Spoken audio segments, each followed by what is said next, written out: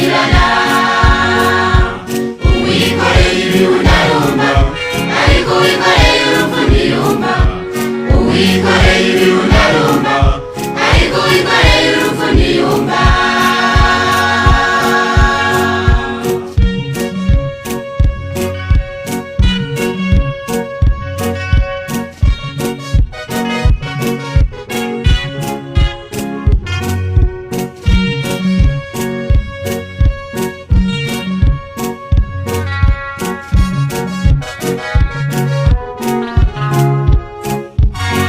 ndagushimiye we wimika ukanimura, ndagushimiye wohereje umwami akarisha imyaka 7 kandi niwe wafashe ingoma ya Dawidi urayikomeza.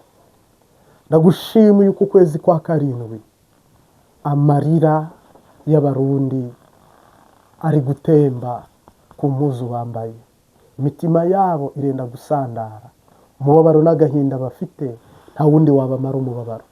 Amerika ntiyabishobora, Uburayi ntibwabishobora, Aziya ntiyabishobora, ndetse no muri Afurika nta wabishobora. Ariko uracyari ya Mana ivuga bikaba, yategeka bigakomera. Ibuka ko haba hari umurundi umwe ukora ibishimwa. Ibuka ko mwami cyagihe dufungwa, cyagihe turi mu mazi, cyagihe hari icyo wavuze Kadeshi Barneya. N'uyu munsi rero papa,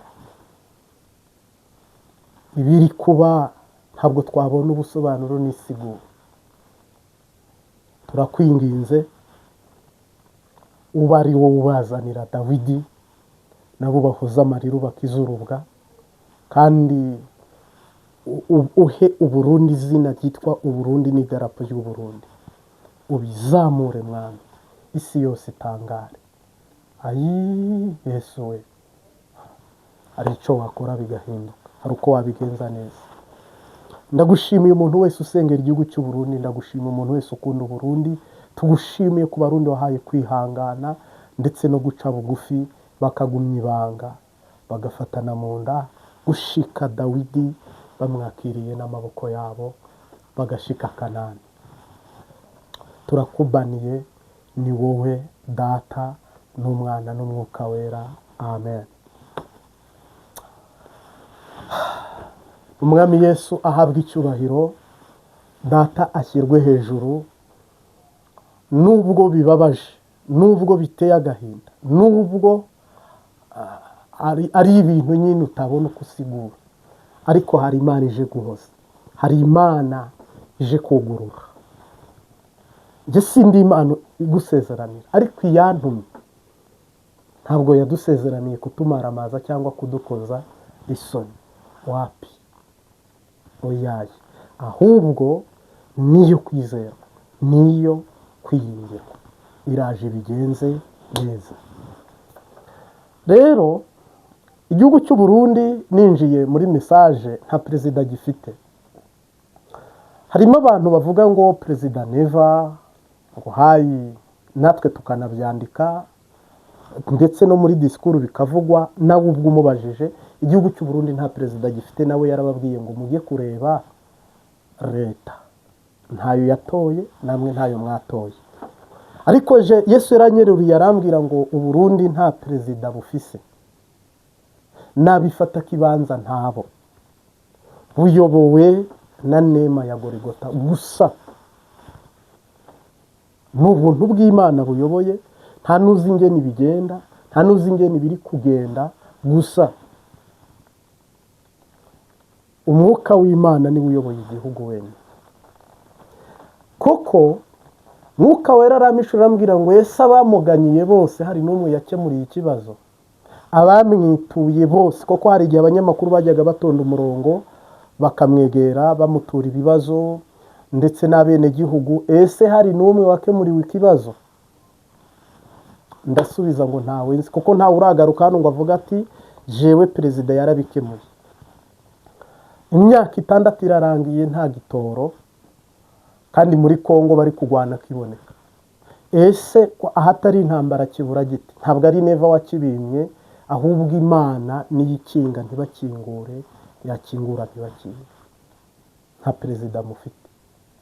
nawe nanabyumva yenda yambwira nabi cyangwa yabyakira nabi, ariko ntabwo Imana yamutoranyije ngo abe perezida. ni Nkurunziza wamutoranyije kubw'impamvu z'umugambwe, ariko si kubw'impamvu z'igihugu, mu bene gihugu no mu makungu. Mareka arambwira ngo ese iminsi Uburundi bumaze habuze iki ngo amahera, amadovize, habuze iki ngo ubutare bubatabare cyangwa n'amahera mvamakungu aboneke? Nta cyabuze, ariko nta bihari.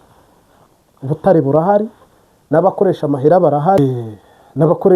barahari, ndetse na ava byaramovingaga, byarakoraga, Burundi bwari buteye imbere. Ariko ubu uko umunsi narababaye, Uburundi Imana yabugereranyije na Haiti. Abantu bazi Haiti, Uburundi hari ibihugu nagiye mbona amadarapo yabyo, ariko akambwira ngo dore bimeze kuriya, Burundi bumeze nka kiriya, bumeze nka ubukene ndengakamere. Si n'igihugu kiri mu nzira y'amajyambere, ni igihugu kiri mu bukene. Abantu nabo bagikamira mu kitozi, bakiviraho indi imwe. Bizakina ku mubyimba baguhemukiye bose, nibatisubiraho nzabahana nararahiye. Hari abantu batasobanukiwe Uburundi ko buri mu igeragezwa, ko Uhoraho yabutaye mu maboko y'abanyamahanga, mu maboko y'abatari Abarundi. Bamwe batagira umutima n'impuhwe n'ikigongwe, iminsi babumaranye mu ntoki nabo irabaheranye, iraheze, irarangiye. Ahubwo ubu hagiye kubaho ko Uwiteka afata mu minwe ndetse n'inshingano zibereye, akimika Dawidi, igihugu kikongera kigafata vora, umurongo, organization, kigahita gifata intumbero nziza. Ibintu biri kwipasa biriya bintu ntabyo bazi. Nta muntu mukuru y'Imana yashingiye intaha ikoresheje marayika. Nta muntu mukuru avuga ngo abana banjye n'umugore baguwe neza, mwebwe birabasha mukore nk'uko nkora.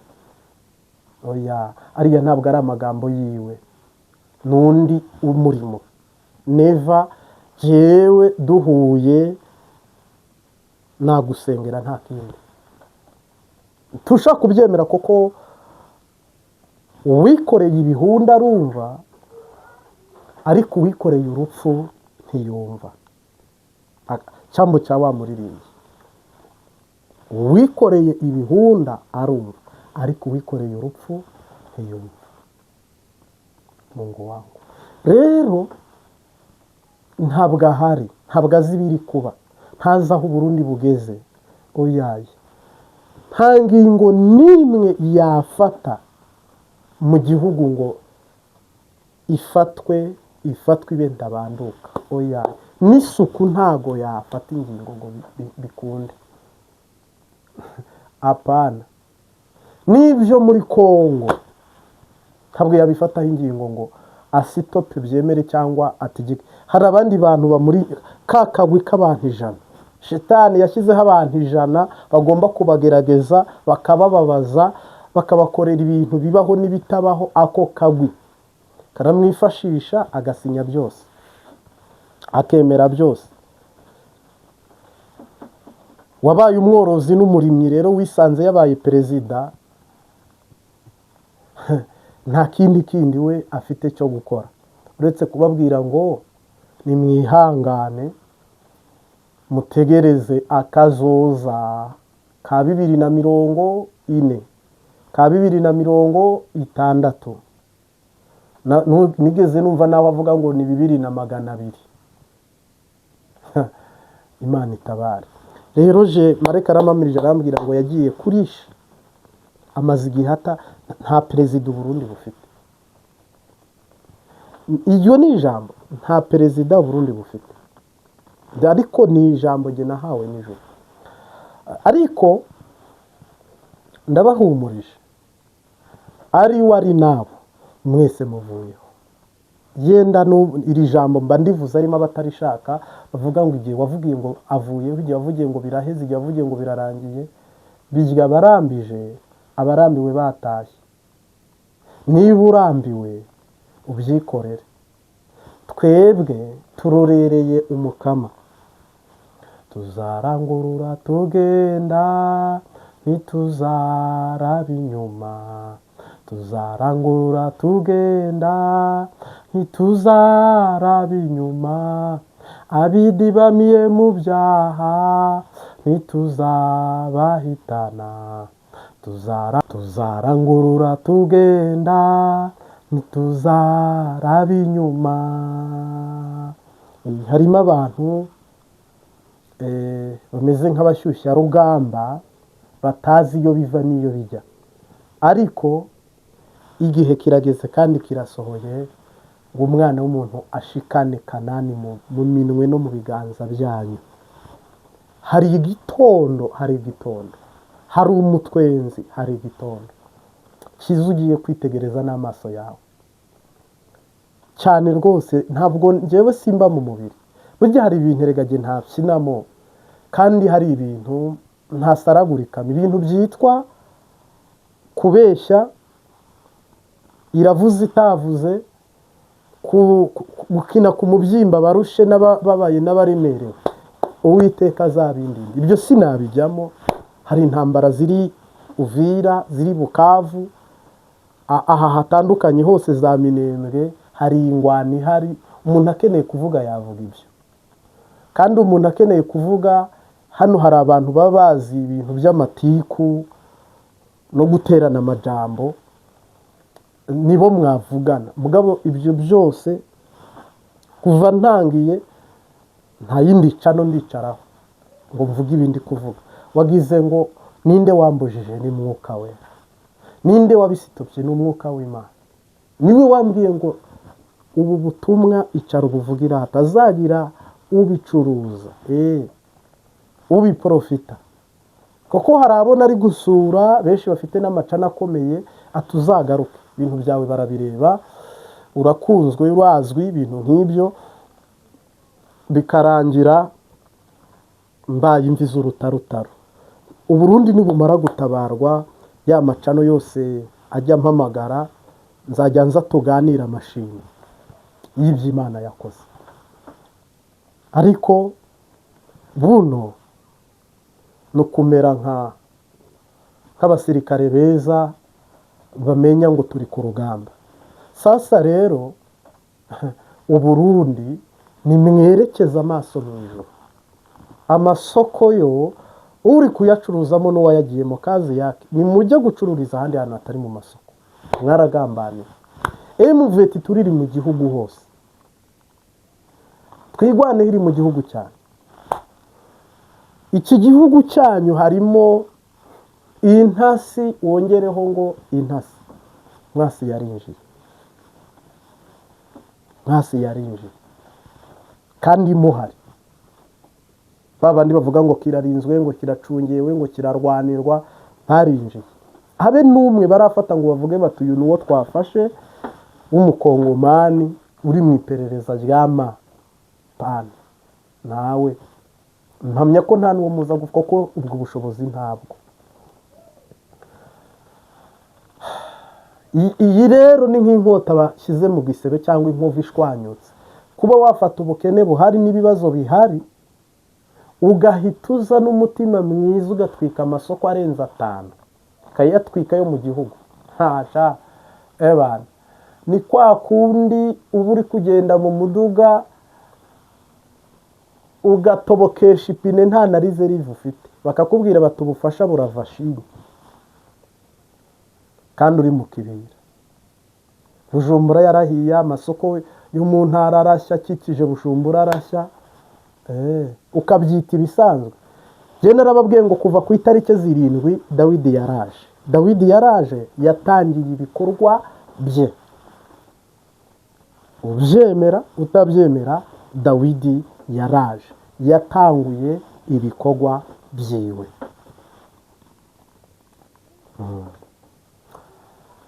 ubu ni ukuvuga ngo ibikorwa bya Dawidi urwego biriho, ibi byose biri kuba. Mu kanya muraza kumva amasasu atangiye kujya avuga, udutsiko, ibintu bituragurika, nta ntara izasigara, nta karere kazasigara. Oyaye, kuno uri kubona ahantu none ibyabereye i Ngozi, ibyabereye mu Ijabe, bari abarundi bo mu Ijabe bahuriye he n'Ingozi? Abo mu Kinama bahuriye he n'Ingozi? Rugombi ihuriye he n'Ingozi?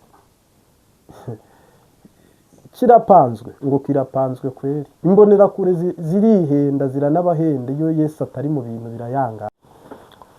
Ya, hano hari ijambo ngira ngo nditangemo message kandi umwami aduhane umugisha. Zaburi y'119 119,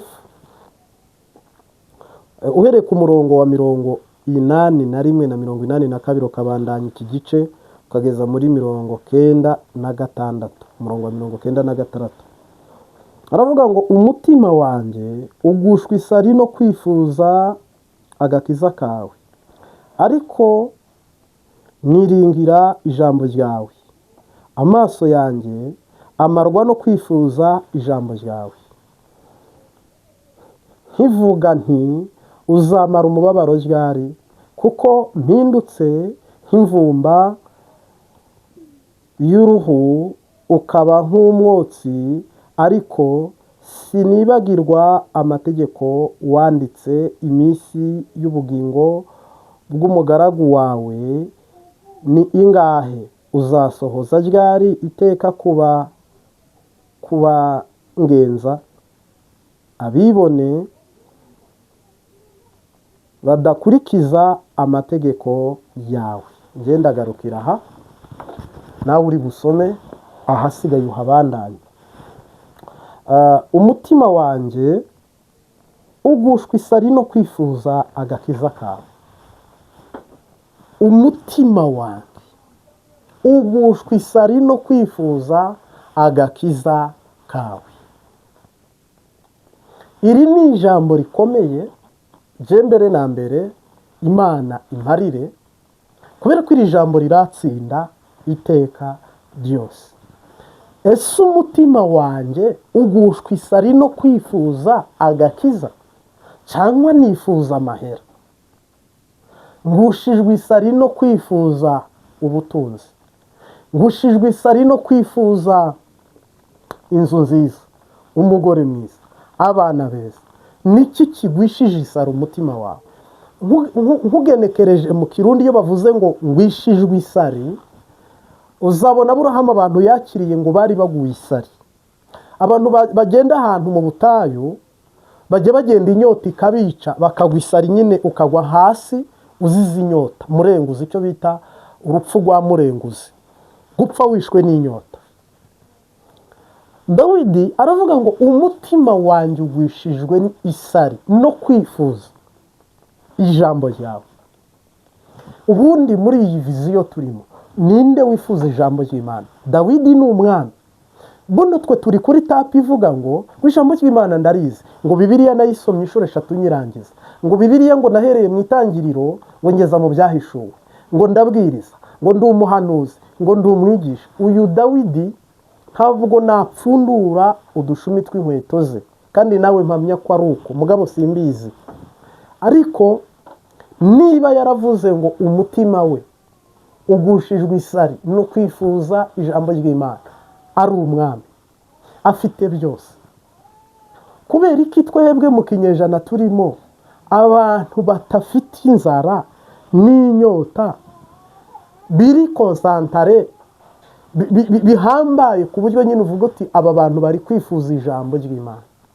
Oya, ahubwo bafite isari y'ibindi bintu. Umuhaye amahera umutima uratuje, umuhaye inzu nziza, haleluya, umuhaye umugabo mwiza, amena, umuhaye amahera menshi, asante. Doke hari ikintu wakira ukumva ko umutima wawe uruhutse. Dawidi nawe aravuga ngo umutima wanjye ugushijwe isari no kwifuza ijambo ry'Imana. Se Dawidi yari yararibuze? Icyambere Imana niyo yamutoranyije. icya kabiri yabaga mu gihugu cy'isezerano, icya gatatu yimitswe n'Imana, icya kane yakoraga ibitangaza, icya gatanu yarizeraga. Mu bami babayeho n'abazabaho ntawe uzarusha Dawidi gukorera Imana no kubaha Imana no gukorera abenegihugu ba Israel, ntawe. Koko Bibiliya irabivuga ngo ntawe uzamubanziriza nta n'uzamuheruka. Dawidi aritangura akaniheruka, koko ni ijambo ry'Imana ribivuga. None kubera iki we yari afite inzara n'inyota? Twebwe rero dushonje iki? Tubuze iki? Niki kikugwishije isari? Niki gitumye wiyahura? Ni ijambo ry'Imana wabuze koko? Niki gitumye wirirwa utariye, urara utariye? Niki gitumye urwana? Niki gitumye ushwana? Niki kiguteye? Ariko niringira ijambo ryawe. Amaso yanjye amarwa no kwifuza ijambo ryawe. Dawidi aravuga ngo amaso yanjye yamazwe no kwifuza ijambo ry'Imana. Uzabona iyo umuntu agiye gusaza hano harakobana. Iyo umuntu agiye gusaza amaso ubu ndi gukanura neza, ngira n'amaso manini, ariko ubwo nuko Imana yandemye nyine, sorry. Amaso amarwa no kureba no kwitegereza ijambo ry'Imana.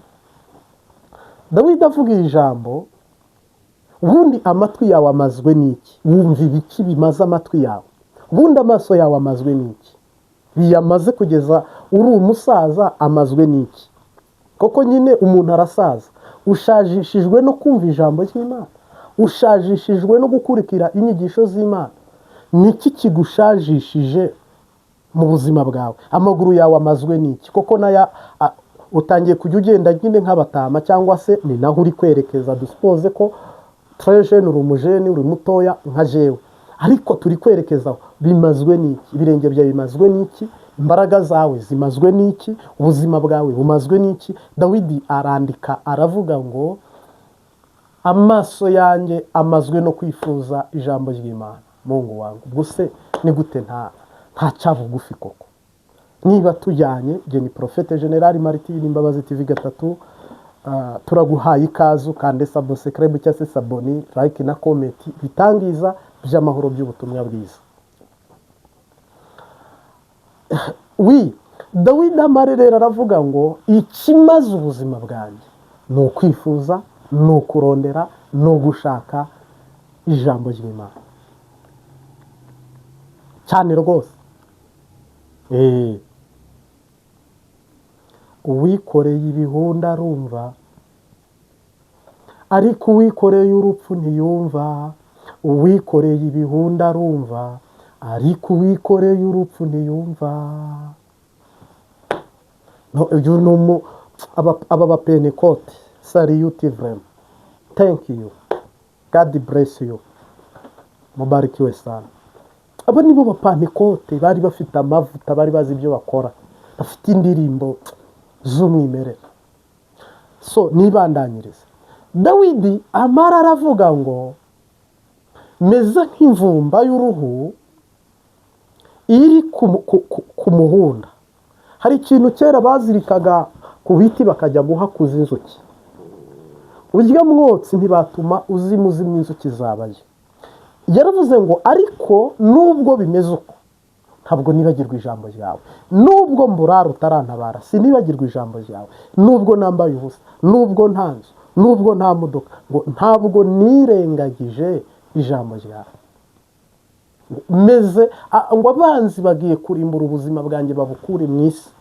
Yaratakaga agaragaza ibibazo afite, agaragaza intambara arimo, agaragaza ibibazo afite, ariko aravuga ngo oya, muri ibyo byose iyo mburaye turarana n'ijambo ryawe, iyo mbwiriwe twiriranwa n'ijambo ryawe, iyo nambaye ubusa mba ndi kumwe n'ijambo ryawe, iyo ndi muri gereza bafunze mba ndi kumwe n'ijambo ryawe, iyo mu rugo byayangaye kubera shetani mba ndi kumwe n'ijambo ryawe.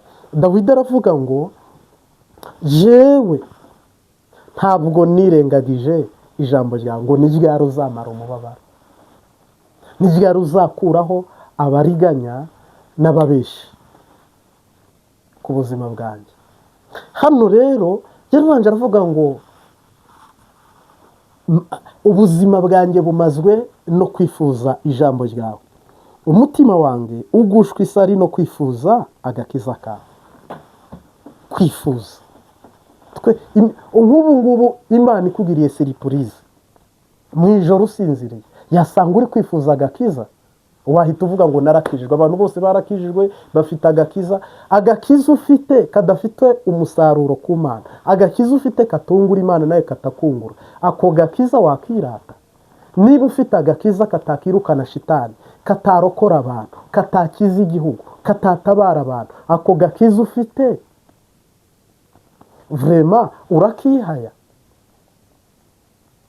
Ariko abantu bahita bavuga ngo ndakijijwe, akabiririmba ku rurimi ukagira Yesu yaravuze ngo ingunzu zifite imyobo, n'ibiguruka bifite ibyari, ngo ariko umwana w'umuntu mbuzaho kurambika umusaya. Turirimbe ngo turakijijwe, nta nyungu Yesu abona muri twe. Tujye dusemerera ngo turaba Kristo, turaba abahanuzi, turaba bishop, abaprofete, aba revera pastoro, abapotere, abaposo, mugabo umwimbu ntawo kwa jenara Yesu. Imana izakurinde ako kagaye n'uwo mugayo, kandi Uwiteka nanjye abindinde. Niba bimeze uko, dukwiye gushishimura impuzu zacu tukazitabagura. Niba bimeze uko, dukwiye gufata abana bacu tukabatambaho ibitambo, nk'uko Aburahamu yajyanye umuhungu w'Isaka. Niba uwo mutima tutawufite, turi kwerekeza he? Turi kujya ijuru tujyanwamo ni iryande? Ni irihe? Kweri Dawidi rero yagaragaje umutima hano ubereye w'ukuri. Ni umutima ngo ugushwa isari no kwifuza agakiza, kandi ngo akagushwa isari, ntaza kuvuga ibitari byo, kwifuza agakiza. ngo amaso yanjye amarwa no kwifuza ijambo ryawe. Nubwo wasoma iyo 20, amaso hari ibiyamaze ubuzima bwe, hari ibimushajishije arimwo azi yemera, n'umutima we ibi ni ibihamya yahamyaga. Niba turi kumwe mu mpemu, unyemerere dusengane dusoza, dusabe natwe umutima nk'uyu wa Dawidi, dusabe umurongo nk'uyu wa Dawidi, tube abaraganwa na Kristo muri Kanani, mu isi no mu ijuru.